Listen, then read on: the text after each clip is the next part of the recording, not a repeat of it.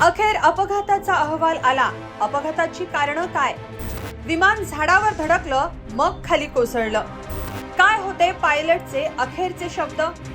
22 पानांच्या अहवालात नेमकं काय? बारामतीत अजित पवारांच्या विमान अपघाताला महिना पूर्ण झाला. विमान अपघात कसा झाला, चूक कुणाची होती, शेवटच्या क्षणी काय घडलं, या प्रश्नांची उत्तरं देणारा अहवाल अखेर समोर आलाय.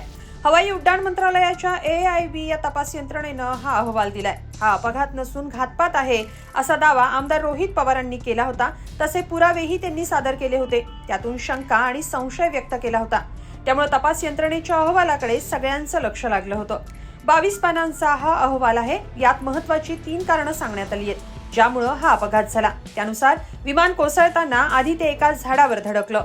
कमी दृश्यमानता असताना पायलटनं गो अराउंडचा पर्याय निवडला नाही. आणि सगळ्यात महत्त्वाचं, विमान अपघाताच्या काही सेकंदाआधी वैमानिकांचं संभाषण देखील या अहवालातून समोर आलंय. त्यानुसार पायलटनं शेवटी मेडे मेडे म्हणण्याऐवजी ओ शिट असं म्हटल्याची माहिती अहवालात देण्यात आली आहे. काय आहे या अहवालात पाहूया. 28 जानेवारी रोजी अजित पवारांसह 5 जणांचा विमान अपघातात मृत्यू झाला. या संदर्भात प्राथमिक अहवाल समोर आलाय. यात कमी दृश्यमानता म्हणजे विजिबिलिटी, VFR नियमांचं संभाव्य उल्लंघन आणि अनकंट्रोल एअरफील्डवरच्या सुरक्षा त्रुटी यावर भाष्य केलंय. बारामती इथं स्वतंत्र MET हवामान सुविधा नाहीये.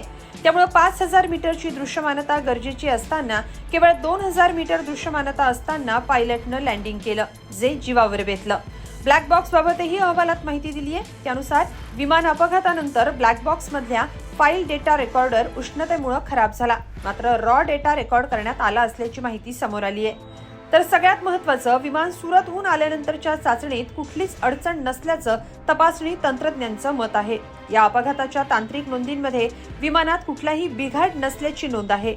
अपघातग्रस्त विमान जमिनीवर कोसळण्यापूर्वी एका झाडावर जोरात धडकलं. या धडकेनंतर विमानाचा ताबा सुटला आणि ते धावपट्टीपासून काही अंतरावर कोसळलं. अहवालातल्या माहितीनुसार रनवे 11च्या 50 मीटर डाव्या बाजूला विमानाचा शेवटचा आघात झाला. हे विमान धावपट्टीवर उतरण्याऐवजी बाजूला असलेल्या झाडांना धडकलं आणि त्यानंतर भीषण आग लागली. विमान अपघाताच्या काही सेकंदाआधी वैमानिकांचं संभाषण देखील समोर आलंय. पायलटनं शेवटी मेडे मेडे म्हणणं अपेक्षित होतं, पण पायलटचे अखेरचे शब्द हे ओ शिट असे होते, असं अहवालात सांगण्यात आलंय. त्यामुळं हा अपघात मानवी चुकांमुळे झाल्याचं सूतोवाच अहवालात करण्यात आलंय. या अहवालामुळे रोहित पवार जे आरोप करतायत त्यात तथ्य असल्याचं आढळून येत आहे. कारण हा अपघात नसून घातपात असल्याचं रोहित पवारांचं म्हणणं आहे. आता या पुढच्या अहवालात आणखी स्पष्ट कारणं समोर येण्याची शक्यता आहे. पण या सगळ्यावर तुम्हाला काय वाटतं? कमेंटमध्ये नक्की लिहा आणि lokmat.com ला सबस्क्राईब करा. धन्यवाद.